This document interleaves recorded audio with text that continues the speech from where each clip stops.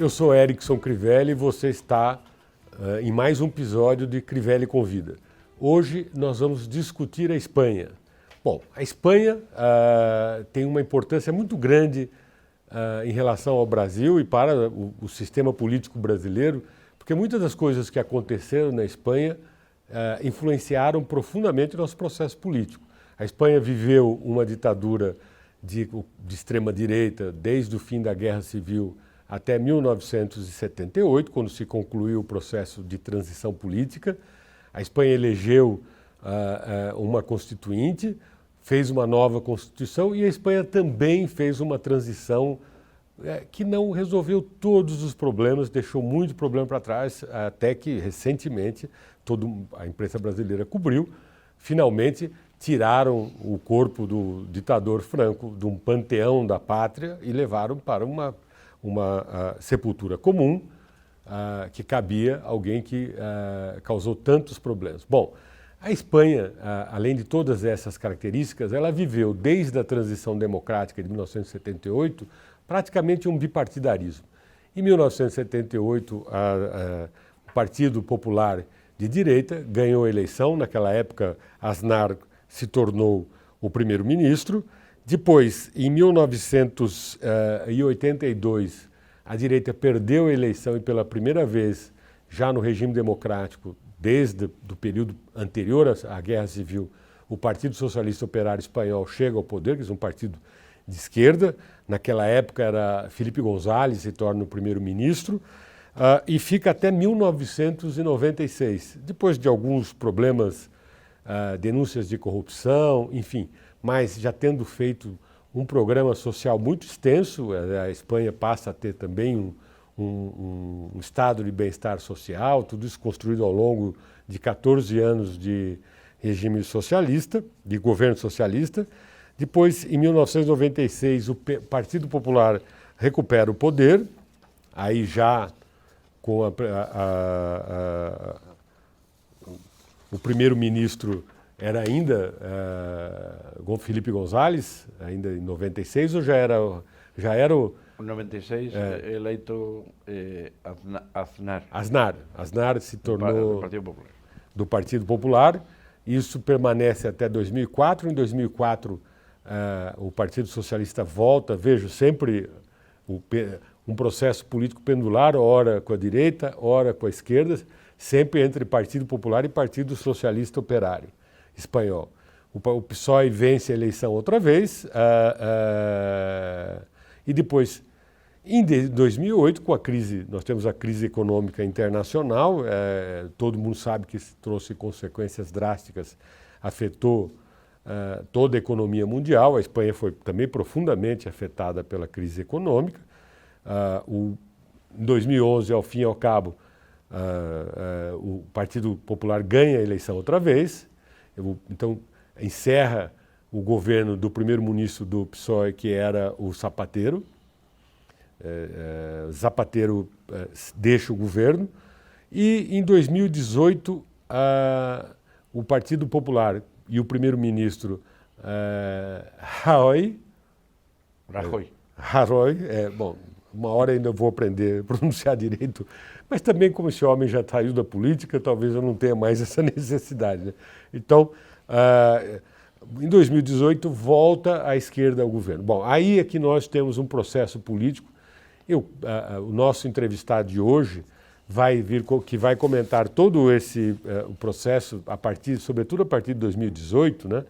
Nós temos aqui hoje Arturo Henrique Gomes Mejano, que é economista de formação, foi 30 anos, né, Arturo, funcionário da Aerolíneas Ibéria, onde ele começou uma militância sindical intensa. Ele foi coordenador de voos de toda a companhia aérea em Barajas, aeroporto de Barajas, ou em todo o território? Barajas, que é o aeroporto principal de Madrid, né? Começou sua militância ainda no regime franquista, em 1973, uma militância clandestina, com a CNT, que era de orientação anarquista, de onde ele se afastou depois de 1979, retornou à atividade sindical em 1985, já afiliado às comissões obreiras, onde atuou, militou até 2000, quando veio residir no Brasil. Arturo foi responsável de relações internacionais das comissões obreiras e participou do processo. Como a Espanha se filiou à União Europeia em 1986, né, se eu não estiver enganado, foi 1986, então você pegou quase todos os primeiros anos de início de integração e de harmonização da legislação espanhola com as normativas, as diretrizes da União Europeia e a legislação da União Europeia. Participou de todas as discussões de diálogo social representando os trabalhadores da Espanha na União Europeia. Enfim, depois no Brasil ele trabalhou, foi executivo da Telefônica, aí passou a trabalhar com a Companhia Telefônica, foi executivo, permaneceu no Brasil até alguns anos atrás. 2017. Então, Arturo é o nosso convidado, conhece profundamente o processo político espanhol. Então, Arturo, aí como provocação inicial, né? Manuel Castells, que você me informava agora há pouco informalmente, que cientista político conhecido mundialmente, respeitado mundialmente, espanhol, escreveu um livro muito importante, que é A Crise das Democracias Liberais, publicou em 2018, acho que no início de 2018, onde ele relata detalhadamente a crise espanhola, a quebra desse bipartidarismo, esse processo pendular, e aponta que a Espanha vivia um processo de crise de legitimidade das instituições, tal qual vinha ocorrendo em diversos outros países do mundo, inclusive do Brasil, que teve esse processo, começou um pouco antes, em 2013, com as manifestações, tendo um auge do processo de crise aqui no Brasil, em 2016, com o impeachment da presidente Dilma.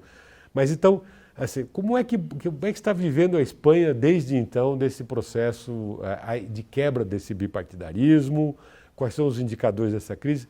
Enfim, a palavra é sua, por favor, fique à vontade para nos relatar tudo isso. Bom, obrigado, Garrison, por convidar. Y vamos a ver. Primero, antes de eso, si quieres, voy a hacer un pequeño histórico rápido. El año 78 no fue el PP, una rectificación sobre lo que se fala. Era una Unión de Centro Democrático, que era un partido de centro que estaba liderada por Adolfo Suárez, que fue la persona que inició la transición en España. ¿Qué más te iba a contar? Ah, sí. Hay que resaltar una cosa. En todo este proceso, desde la democracia que se implantó en España hasta ahora, hasta 2011 exactamente, tanto si gobernaba el Partido Socialista como si gobernaba el PP, o sea, la izquierda o la derecha, tenía un consenso de no mexer en las cosas importantes que afectaban a toda la sociedad, como es la salud, la educación, el sistema de pensiones, etc. A partir de 2011, aprovechando el tema de la crisis económica, todo eso comenzó a ser modificado. Y precisamente debido a ese empeoramiento da saúde, da educación, sobre todo a saúde en España está considerada a saúde pública una das mellores do mundo, mas ainda así piorou. Debido a esa crisis económica, todo eso que antes no se tocaba fue modificado. Como consecuencia de eso comenzó una crisis política en que a mayor parte de la población comenzó a ver a la clase política de una forma bastante ruin, ¿no?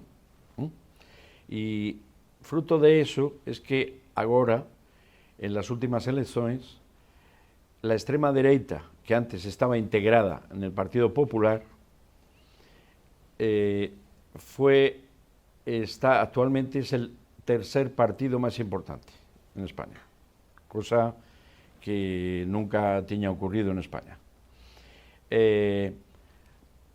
Esa crisis de legitimidad que acontece en España, igual que acontece en moitas democracias do mundo, é debido a que, eu acho, que los partidos de extrema dereita lanzan proclamas que chegan a las persoas de una forma moito simple e con unas solucións a problemas moito difíciles como moito fáciles, aínda que non seja verdade, ¿no? Eu acho que ese é uno dos maiores índices de esa involución que está acontecendo no mundo todo. Mas pasando a outra coisa que você falou antes, el tema da transición de España. La transición en España fue modélica en aquel momento porque pasó de una dictadura a una democracia sin que tuviese mayores problemas, ¿no? Mas que acontecía, e que acontece aínda, que non fueron depurados diversos organismos que deberían ter sido depurados, como fue las Fuerzas Armadas, la Policía y los jueces, ¿no? ¿Okay? Eso no fue mexido y eso aínda se arrastra hasta até hoxe, ¿no? Que porque moitas desas persoas que conforman esas instituciones aínda provienen de la época franquista y eso es una cosa que no se fez ben en la transición. También me gustaría falar qué es lo que ha acontecido también con más detalle en los últimos años. El 2011, como ya falé, gana el PP las elecciones y en el 2018, debido a una sentencia que condena al Partido Popular por corrupción, debido a que se financió ilegalmente, el Congreso hace una votación y derruban el gobierno del PP. Y desde ese momento hasta final de 2019, el gobierno socialista estuve en funciones. En estas últimas elecciones que ha acontecido, ese bipartidismo del que você falaba, Erickson, ya últimamente ya no es tal bipartidismo. Por ejemplo, en este momento, el gobierno que está formado en España es el primero gobierno de coalición de la historia. Antes nunca tuve un gobierno de coalición. Y está formado por el Partido Socialista y Podemos. Podemos, me imagino que muchas personas saberán, mas siempre es bueno ampliar la información, ¿no? Surgió en el movimiento en el 2014 con el Sí se puede, ¿no? Que se falaba, ¿ok? Y eso viró un partido político, Podemos, en el cual posteriormente entró Izquierda Unida. Izquierda Unida estaba formada por el antiguo Partido Comunista y ainda que el Partido Comunista continúa existiendo, lo que pasa que es actualmente muy pequeño, ¿no? Y está dentro de Izquierda Unida y Izquierda Unida a su vez dentro de Podemos. El problema que tiene ahora ese gobierno progresista es que va a encontrar una resistencia enorme entre la derecha y la extrema derecha, debido a que el PP, para que la extrema derecha no pegue moito dele, virou máis a la dereita ainda. Entón, cada coisa que este novo goberno va a facer va a ser un problema, porque este goberno lo que quiere reverter moitas das medidas que el PP fez aproveitando a coyuntura da crisis económica. Bom, yo non sei se con isto un bo começo ou você quer que fale alguna outra coisa máis? Sim, só para aprofundarmos um pouco essas questões, o que eu acho que você definiu aí da extrema-direita, a forma como eles atuam, é o que os especialistas têm apontado para as características do populismo, né? Uhum. Soluções fáceis, diálogo direto com o eleitor simples, né? Naqueles problemas cotidianos, e soluções que às vezes não são simples, não são fáceis de se implantar, mas vendidas como mágicas. eu perguntaria assim, como é que essa direita, dizer, o PP, que incorporava até então a extrema-direita, enfrentou a crise econômica após 2000, eles retornaram ao governo após 2011, né? Em 2011. Em 2011. Assim, a Espanha passou a seguir as diretrizes de ajuste fiscal da União Europeia, que são diretrizes extremamente rigorosas, né? Quer dizer, como é que essa extrema-direita se comportou diante da crise fiscal do Estado espanhol? Nós sabemos que houve uma crise fiscal, né? Tanto que o Tesouro Espanhol se endividou extremamente em euros, houve uma mobilização, um esforço do governo, inclusive, para poder ultrapassar os primeiros anos de crise. Quer dizer, como é que no que mudou substancialmente essa direita que estava no governo? Eles estavam lá, a extrema-direita estava lá dentro do governo acolhido, com ajuste fiscal, eles praticaram o ajuste fiscal que a União Europeia recomendava, é isso que eu queria entender.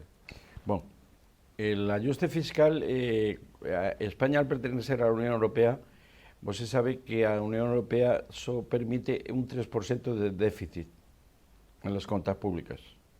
Entón, você se ten que ajustar a iso, porque debido a que ten la moneda única, el euro, para que teña unha estabilidade, los países deben ter un mínimo de déficit, un mínimo de dívida, etcétera, ¿no?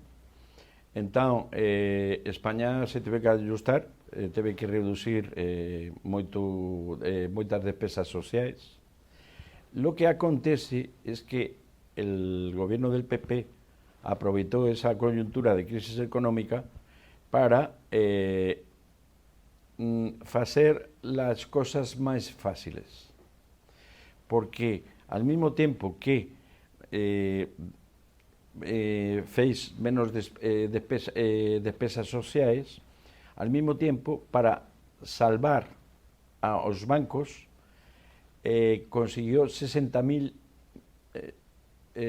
billones, como se dice aquí, de euros, billones para la banca.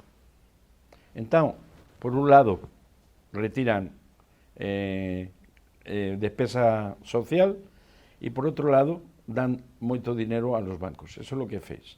En cuanto a lo que você falaba de la extrema derecha, históricamente, desde que terminó la dictadura, la extrema derecha estaba dentro del PP. ¿Qué aconteció? En el año 2014 fue fundado Vox. Vox es el partido de extrema derecha. Vox está el presidente de Vox es un cara que estaba en el PP toda la vida, que dirigía una fundación que no tenía nada, o sea, quiero decir, no tenía ninguna función. Él vivió de dinero público durante muchos años y ese cara fundó Vox. Vox está formado por personas que eran muy de derecha dentro del PP, por antiguos falangistas. Falange era un partido que fue fundado antes de la Guerra Civil Española, que era de carácter fascista, y otros grupos similares. Eso es lo que es Vox. ¿Qué ha acontecido? ¿Por qué Vox subió tanto últimamente? Debido al problema de Cataluña. Que eso es un tema, yo no sé si você quer tocar o no, mas yo puedo falar. En España hay personas como yo que entienden que la forma de solucionar el tema de Cataluña es con el diálogo, es la única forma en que se podrá solucionar, y hay otras personas que entienden que no, que Cataluña es España y que no tiene forma de tal. Debido a todo eso que ha acontecido, hay personas que sentimentalmente o tal, pues como estos dicen que defienden mucho a España y que no sé qué ve, han votado a ese partido de extrema derecha. Lo que hablábamos antes, populismo barato y mensajes fáciles, ¿no? Entonces, y si você quer, fala un poquillo del tema de Cataluña, que yo acho que fuera de España no se entiende muito bem e é fácil de entender. Arthur, então, já que você está se dispondo a falar sobre o caso da Catalunha. Bom, é óbvio que aqui nós entendemos, o leitor, as pessoas que acompanham a imprensa internacional aqui no Brasil, entendem que existe um problema na Constituição, enfim, está lá escrito o problema constitucional. Mas o que eu acho que as pessoas têm mais dificuldade para entender é o seguinte: tudo bem, há uma regra constitucional, ela deve ser obedecida, mas espanta a todos a dificuldade de se fazer uma consulta à população da Catalunha, porque é que se impediu a realização de plebiscito. Apesar de ter problemas constitucionais, numa linha de diálogo, né, por que não se flexibilizou isso? Se a Catalunha está dividida, óbvio que o sensato é permanecer na Espanha, né? Tanto do ponto de vista do olhar de quem é espanhol e de quem está fora do território catalão. Mas a dificuldade aqui é o seguinte: entender que não se tenha construído um diálogo suficiente para que se pudesse ter uma manifestação minimamente democrática sobre isso, sem manipulação, sem pressão, sem coação econômica, ameaças, empresas que ameaçaram deixar a Catalunha. Quer dizer, tanto pró-Catalunha como pró-Espanha, parece que todos usaram argumentos extremamente oportunistas, né, de ocasião, que não tocavam no problema central de se reconhecer se a população que vive no território da Catalunha se aceita ou não aceita, digamos, a nacionalidade espanhola, né? Porque em momento nenhum, pelo menos que a gente olha, quem está aqui no Brasil olha de fora, não se sabe qual é a opinião exata da população da Catalunha, o que ela quer, tá certo? Era isso que eu queria... Bueno, vamos a ir por partes. El sentimiento independentista en Cataluña hasta 2010 aproximadamente era aproximadamente un 10%. Aproximadamente. ¿Qué aconteció en ese momento? Cuando estaba el gobierno socialista Zapatero gobernando, prometió que el estatuto de autonomía que aprobasen las Cortes de Cataluña sería aprobado en el Congreso de toda la nación y entraría en funcionamiento. ¿Qué aconteció? En Cataluña se aprueba un nuevo estatuto. A todo esto hay que decir que Cataluña tiene la mayor autonomía que existe en Europa, ¿vale? Tirando relaciones internacionales y fuerzas armadas, el resto es todo autonómico, o sea, todo de la región, ¿vale? Eso para que quede claro. Más autonomía que en ningún lugar del mundo. En ese momento, cuando llega lo que fue aprobado en Cataluña, en el Tribunal Constitucional Español, que es como el Supremo Tribunal Federal brasileiro, se reforma porque entienden que hay cosas ahí que son anticonstitucionales. Eso ya comienza a hacer que personas en Cataluña que no eran independentistas comiencen a ser independentistas, ¿vale? Y durante todo el gobierno del PP, en vez de hacer política, dialogar y tal, todo lo llevaron a temas judiciales, cualquier cosa. Eso fez con que creciera el sentimiento independentista dentro de Cataluña. Ahora, en la actualidad, ¿qué acontece? ¿Y qué ha acontecido en los últimos años? Unilateralmente, en Cataluña aprobaron cosas que están fuera de la Constitución. Eso no se puede hacer, ni en España, ni en Brasil, ni en ningún lugar del mundo, a no ser que se haya acordado y que sea reformada la Constitución. Primera cosa. Segunda cosa. Segundo las pesquisas más recientes, más del 50% de la población de Cataluña no es independentista, ¿vale? Entonces, lo que pasó para todo el mundo es que los catalanes, no sé qué, no. Los catalanes, si tienen más personas que no quieren ser independentistas, ¿cómo você va a ser independiente? Primer punto. Segundo, ¿por qué, lo que você falou, por qué no se faz una consulta? En la Constitución no existe que se pueda hacer ninguna consulta. Tenía que ser reformada la Constitución, primer punto. A todo esto, tirando en el Reino Unido, en ningún país de Europa existe que se possa facer un referéndum unilateral de una parte de cada país. No es solo en España, sino Alemania, Francia, Italia, la mayor parte de los países de Europa. Entonces, ¿cuál es el tema actualmente? Que los que dicen representar a toda Cataluña en realidad no están representando a toda Cataluña, están representando solo a los independentistas. Y ese problema es de difícil solución y la única forma, yo acho que se podrá resolver es con diálogo. Mas al mismo tiempo, ese problema ha afectado al resto de España. El que haya, que ahora la extrema derecha sea más fuerte debido al tema de Cataluña y el que haya una tensión social en el ambiente, todo debido al tema de Cataluña. Não sei se he explicado mais ou menos o contexto, mas... Eu vou lhe fazer uma pergunta. O Vox é favorável à independência da Catalunha? Não, que diz? Não. Vox, se eles governassem, seguramente teriam mandado as forças armadas. Mas eles Essa são, extrema-direita, sim. E eles têm representação política também na Catalunha? Não? Sim, sacaram, sim. Sacaram. Mas assim, quando você diz que a solução era o diálogo, mas parece que uma das soluções do diálogo passava por uma reforma constitucional que admitisse uma consulta, porque o que você diz é o que a gente percebe na imprensa, quer dizer assim, isso é uma pesquisa, outra coisa é a urna, né? Mas eu acho que os próprios independentistas, ainda que falem que tem que ter uma consulta, eles sabem que não ganhariam. Bom, mas se fazem uma consulta não ganhariam, por quê? Primero, lo que te falé, você pode ver noticias, pesquisas recientes.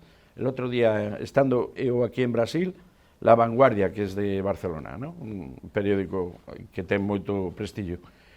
La última pesquisa, aumenta el número de los no independentistas en Cataluña. Entonces, ¿cómo você acha que, imagina, que se faz una consulta y sai... Vamos a supor que ganan los independentistas con un 51, un 52%. ¿Você acha que se puede ser independiente un país en el cual prácticamente la mitad de la población no está de acuerdo con eso?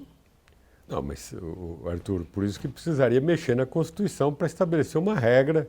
Agora, vamos supor ao reverso. Vale. Se 80%... E por que não se faz na Alemanha também? Se 80%... Em França, em Itália?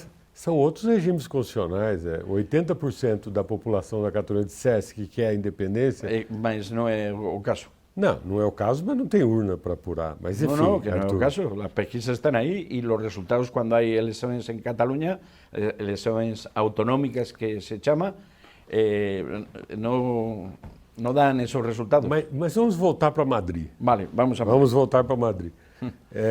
Arthur, no, pero yo acho que era bom explicar un poco lo de Cataluña, pues no se entiende. A todo esto, yo soy antinacionalista, pero de cualquier nación, no soy de Cataluña. Então, mas vamos voltando para Madrid. Uma das reformas que marcaram os dois últimos governos de direita na Espanha foram flexibilização da legislação trabalhista, Isso. Diminuição, enfraquecimento da Seguridade Social. Uhum.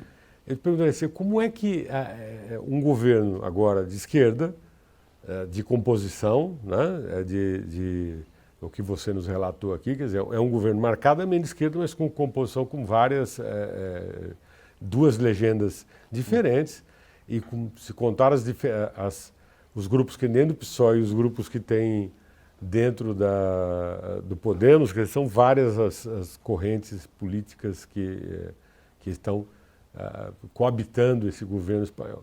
Você acha que, primeiro, se há a proposta de reversão dessas reformas flexibilizadoras e se há chance disso ocorrer? Bom, o governo começou agora, primeira quincena de janeiro, ¿no? El nuevo gobierno. Las primeras medidas que tomaron fueron aumento del salario mínimo, que ya fue acordado, mas fue acordado con los empresarios y los sindicatos. Punto. O sea, ya aumentaron el salario mínimo. Segundo, aumentaron el salario de los funcionarios públicos. ¿Cuál es la otra medida que tomaron? Incrementaron el tema de las pensiones. Antes tenía una cosa que se llama Pacto de Toledo. En el Pacto de Toledo participaban todos los partidos para ver todo el sistema de pensiones público de España. Eso unilateralmente el Partido Popular agora estos últimos anos unilateralmente abolió, digamos que no funcionou máis, e eles non fixeron el aumento das pensiones con el IPC, con el aumento del índice del coste de la vida anual. Agora, outra medida que ya tomou este gobierno fue la inflación que tive en España o ano pasado fue 0,8 de inflación anual. Entón aumentaron la pensión 0,9. ¿Okay? Entón, esas tres medidas ya fueron tomadas por este gobierno progresista. Más, ahora ya están negociando con los empresarios y los sindicatos para reverter eso que você falou, esas leyes que flexibilizaron todas las relaciones laborales, abolieron la retroactividad de los acuerdos colectivos, eso va a voltar. Podían dimitir a una persoa si tenía enfermedades muy continuadas, eso va a ser abolido, y algunas otras cosas. Efectivamente, sí, va a ser reformado lo que fixeron anteriormente. Bom, mas Sí. cabe aqui ainda a preocupação seguinte, você acha que esse governo tem condições de... Você mencionou um crescimento, a inflação foi 0,8, né? Sim. Quanto foi o crescimento da Espanha o ano passado? O ano passado é o maior da União Europeia, o 2%. E essa inflação tão baixa assim não acaba sendo uma trava para a retomada do crescimento? No, contrario, porque no aumentan. Por ejemplo, yo volteé a España en el 2017 y prácticamente los precios continúan igual. Al contrario que aquí en Brasil, que yo vi que aumentaron mucho. Y eso, en definitiva, ¿a quién afecta más? A las clases que tienen menos condiciones, ¿no? Entonces, la inflación baixa, yo acho que es boa. E quais são as expectativas dos economistas para 2020 de crescimento econômico? Va a ser un poco más baixo, porque va a ser más baixo según, no sé si você leyó las predicciones del Fondo Monetario Internacional y tal. El crecimiento mundial va a ser más baixo, en España va a ser más baixo, mas va a continuar siendo el más alto de la Unión Europea, porque en los últimos años España tiene el crecimiento más alto de la Unión Europea. Alemania, por ejemplo, este último año casi no creció nada, y España creció el 2%. Então tomou o lugar da Irlanda, que durante muitos anos vinha à frente. Sim. E a economia da Irlanda está abaixo da Espanha hoje de crescimento. Então, Sim. teriam outras questões que você gostaria de comentar aqui sobre o cenário espanhol hoje? Não? Bueno, yo tengo una preocupación que es la siguiente, y acho que aquí en Brasil acontece lo mismo. Faz unos anos, você podía falar civilizadamente de política, con persoas que no pensaban lo mismo que você. Agora, por lo que yo vi aquí en Brasil, mas agora ya no moro aquí, mas en España acontece eso, que está el ambiente que você non pode falar de la mesma forma que falaba você antes con unha persoa que non pensaba lo mismo que você. Ahora parece que se unha persoa non pensa lo mismo que você é un enemigo, tá? Entón, eso é moito importante. E outra questão que eu gostaría resaltar, porque eso quizás aquí máis que en España, mas como estamos falando de España, voy a falar de España. Yo acho que hay en general, en toda la sociedad, una insensibilidad social muy grande. tanto aquí como en España como en otros países. ¿A qué me refiero? A la falta de empatía, de colocarse no lugar do outro para entender as coisas. Hai dúas formas de enfrentar as questões. Uma é, eu moro ben e non me importa como moren os outros, ou eu moro ben e estou preocupado porque os outros podan vivir ben. Entón, eu acho que iso está acontecendo no mundo todo, actualmente. E iso é un problema. Eu vou a contar unha anécdota. En Madrid, un día faz pouco tempo, eu estaba almorzando con unos amigos, estamos nosa mesa falando tranquilamente. E unha persoa que estaba do lado, lógicamente era de extrema dereita, entrou en nosa conversa, se puso un plan violento e tal. Eso é o que estou falando. Ou seja, cenário de polarização, Sim. que é mais recente que o do Brasil, né? Sim, é mais recente que em Brasil, efetivamente. Aqui estamos vivendo esse cenário de polarização e de, digamos, de distanciamento, esse distanciamento que impossibilita o diálogo, torna o diálogo inútil, né? Nós estamos vivendo num crescente desde 2013. Isso é mais recente na Espanha, então. Sim. Harrison, para que fique, porque eu he visto noticias que me enviaban de aquí de Brasil sobre España, mas sobre el tema de Cataluña en particular, só unha coisa. Você que acharía si en Brasil, de repente, pues Río Grande do Sul, que ya ten un histórico, ¿no? Río Grande do Sul decide unilateralmente independizarse de Brasil. ¿Qué acontecería en Brasil? Eso es lo que ha acontecido en España. ¿Você acha que se deixaria? Não. De nenhuma maneira. Não, Arthur, são duas situações muito diferentes, né? Não, estou... Para que as pessoas entendam que não se pode fazer uma coisa unilateralmente, que tem que ser acordada. E sempre que tenha uma maioria ampla, un 70%, un 80% da população que queira isso. Senão... Não, mas o que você nos trouxe aqui de informação é que não há diálogo, né? Agora sim.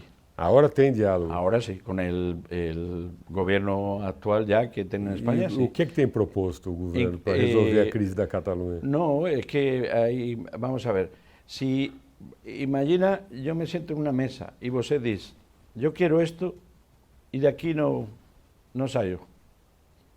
E eu estou enfrente e digo, eu quero isso e daqui não saio. Assim é impossível entenderse, verdade? Bom, pues ahora lo primero que van a hacer es una mesa de negociación. Y ya veremos qué acontece. Lo que sí está claro es que si no se muda la Constitución, que para eso tiene que tener una mayoría de 2/3, referéndum no va a tener. Y alguna otra cosa no va a tener. Lo que sí acho que puede beneficiar un poco el asunto es que los que fueron condenados por saltar la Constitución, yo acho que algunos ya están comenzando a salir de la cadena y otros próximamente van a salir también. Entonces yo acho que eso puede beneficiar. Você nos disse aqui o seguinte, que o que o governo tinha permitido lá atrás é que se discutisse a proposta de um novo estatuto. Isso. Mas esse estatuto não foi aplicado na prática, porque o governo, o que você me disse, que eu entendi se eu estiver correto, o estatuto era extremamente autônomo, permitia uma série de coisas, mas o Partido Popular no governo judicializou esse problema político. Uhum. Foi isso que aconteceu. Então, na verdade, a autonomia não se aplicou na prática. Bom, essa extensão, quer dizer, se continuou com o mesmo estatuto, o estatuto lá da transição democrática, que dava algum grau de autonomia, mas, ou seja, não se ampliou a autonomia de 10 anos para cá. Isso, é verdade isso, então? Vamos, lo que te falei antes. Cataluña tiene el mayor grado de autonomía junto con el País Vasco. Si você olha las constituciones del mundo todo y ten el mayor grado de autonomía que você conoce en el mundo. Eles têm governo próprio, policía propia, a saúde eles gestionam propiamente, a educação propiamente.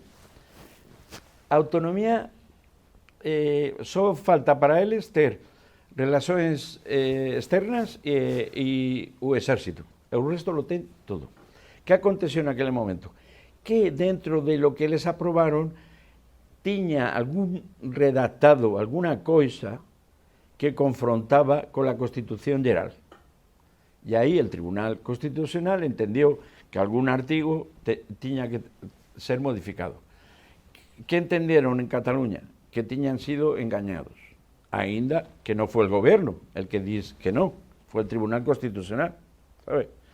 Y a partir de ahí fue cuando empezó a moverse más el tema independentista. ¿Sabes? Eso es lo que aconteció, exactamente. Sim, mas esses detalhes que colidiam com a Constituição apontavam para para uma ampliação da autonomia da Catalunha. Sí, mas es que ya no sé qué más podían tener, porque Sim, ya te digo que tienen prácticamente todo. Sim, mas tem esse problema não resolvido. Em algum ponto, o poder central na Espanha aceitou a discussão do Estatuto Autônomo, com a ampliação da autonomia que você ressaltou várias vezes, que já é grande, se chegou a um ponto de sugerir um estatuto e aí o governo central judicializa, cria um impasse e é o impasse que se vive até hoje. Agora, quanto eu acho, o que causa, para quem está fora, para mim pelo menos pessoalmente, que está fora da Espanha, causa espanto é o seguinte: na Espanha você não tem só não é uma região que decidiu se dividir, você tem outra língua, você tem outras raízes históricas, você tem outros símbolos, inclusive locais, tá certo? Quer dizer, eu tenho a impressão seguinte: isso é difícil você comparar com o caso brasileiro. Poderia comparar talvez com o caso alemão, com o caso francês, a unificação da França, que o Brasil tem a mesma língua, nós temos os mesmos heróis, o Tiradentes é mineiro, a gente cultiva tradições, algumas coisas que vieram do Rio Grande do Sul. Então, inclusive, nós tivemos uma revolução constitucionalista em São Paulo, que parte considerável do Brasil, o próprio poder central, o Getúlio Vargas, naquele momento, tratou essa revolução constitucionalista, cuja motivação declarada, a narrativa era a ruptura com o governo central, porque não estava cumprindo a promessa que fez, porque o Vargas chegou ao poder através de um golpe, né? Quer dizer, rompeu o ciclo de eleições, que eram fraudulentas, enfim, todo esse processo, mas os paulistas fizeram a revolução. A narrativa dos paulistas é que aquilo era reconstitucionalização.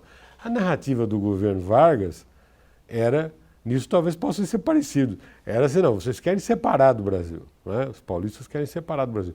Mas isso, você veja, hoje é um assunto sepultado. Por quê? Porque a língua é a mesma, as relações todas são comuns, porém, se diria o seguinte: os militares em 64, 65, primeira reforma que fizeram do Código Eleitoral, acautelaram-se em diminuir a representatividade de São Paulo no Congresso Nacional. Que a nossa eleição é proporcional, é uma eleição muito aberta, etc. Então, o nosso sistema eleitoral é muito democrático, porém, o número de votos que elege um deputado de São Paulo elege, em alguns estados elege 8, em outros elege 3, ou seja, não há a mesma regra de proporcionalidade. E nem a Constituinte de 1988 mexeu nessa sobre-representação e a subrepresentação de São Paulo. De certa maneira, aqui também prevalece uma preocupação em relação ao sistema, ou digamos, possibilidade de São Paulo se empoderar muito. Agora, como diz um samba do Monsueto, que dá para rir, dá para chorar, tá certo? Na eleição de 2018, O PT fez a mesma bancada do PSL, mas teve menos votos que o PSL, porque o PSL foi muito mais bem votado na região sudeste. Então, o PSL sofreu um certo prejuízo na representação, por dizer assim, porque o São Paulo é subrepresentado, né? Porque tem um coeficiente muito alto para eleger um deputado federal, e o PT tem a mesma bancada com 1,5 milhão, mais ou menos 1,5 milhão de votos a menos na Câmara Federal, a menos que o PSL. Então, veja, não tem regime, o que eu queria só ressaltar assim, não tem regime perfeito, mas eu acho assim, o que me parece ali é aquilo que você abriu a sua explicação sobre a Catalunha. O que falta é diálogo, né? Agora, se ninguém se dispuser a mexer na Constituição para dizer assim, olha, vamos fazer uma consulta, porque os independentistas vão viver da recusa, essa bandeira vai viver da recusa de uma consulta ampla, democrática, por centenas de anos, tá certo? Enquanto não houver uma consulta, na verdade é o seguinte, todo mundo precisa pôr as cartas na mesa. Vamos dizer, se os independentistas estão tão seguros de que tem maioria, aceitam uma consulta democrática. Se os não independentistas têm tanta certeza de que não tem a maioria, também aceitam que não tem maioria dos independentistas, aceitam uma consulta democrática. Não é assim. Não é assim. Não é assim, que está se fazendo ao contrário hoje. Por isso que é uma... Não, que digo que não é assim. Que a impressão que se passa para o observador externo é que há uma ferida aberta na Espanha. Sí, claro que hay una ferida abierta. Mas lo que pasa es que las informaciones que llegaron, en muchos casos, son erradas. A mí lo que me causa espanto, como persona de izquierda, que soy internacionalista, es que existan nacionalistas. ¿Tá? Primera cosa. Entonces, por eso no concordo con los independentistas de Cataluña. Me da igual que sean de Cataluña como si fuesen de aquí, de otro lugar. Estoy en contra de cualquier tipo de nacionalismo. Soy internacionalista. Segundo, lo que vos estaba hablando de hacer una consulta, para hacer la consulta se tiene que reformar la Constitución. Para reformar la Constitución tiene que haber una mayoría amplia, 2/3 mínimo. Tercero, según las pesquisas, você no puede, imagina por un momento que Cataluña se fuese independiente. ¿Cómo puede ser un país independiente en el cual, vamos a decir, que mitad quiere ser independentista y mitad no quiere ser independentista? Eso sería un horror. Acontece eso, y yo no sé en qué lugar del mundo ha acontecido, si hay una mayoría suficiente, digamos 70, 80% que quieren eso.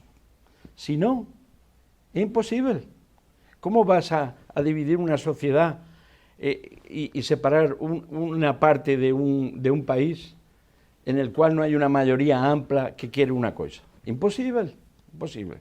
Ahora, lo que sí está comenzando a haber ahora es diálogo, porque el Partido Socialista y Podemos son gobierno ahora porque fueron votados por parte de los independentistas catalanes porque acordaron abrir una mesa de negociación.